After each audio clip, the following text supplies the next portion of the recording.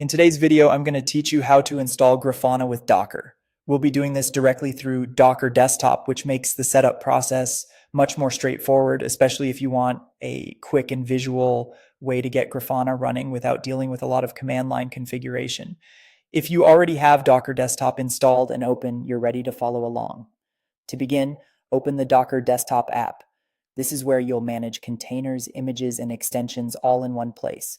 If Docker Desktop is still starting up, give it a moment to fully load before continuing.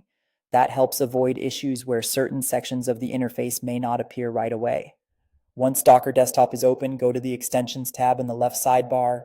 This section gives you access to tools and services that can be added directly into Docker Desktop, which is helpful if you want to extend its functionality without leaving the app. Grafana is available through this area, so this is where we'll find it.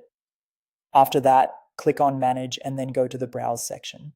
The Manage area helps you control installed extensions, while Browse lets you explore what's available in the marketplace. Think of this as the place where you can discover and add new tools to your Docker environment.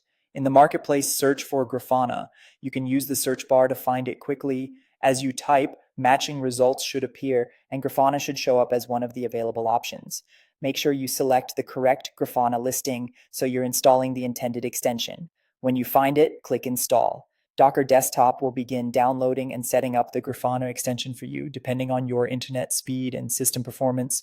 This may take a few moments. During installation, it's a good idea to wait until the process fully completes before clicking around too much in the app. Once the installation is finished, you can launch Grafana directly from the sidebar. That means you won't need to manually configure a separate interface just to open it.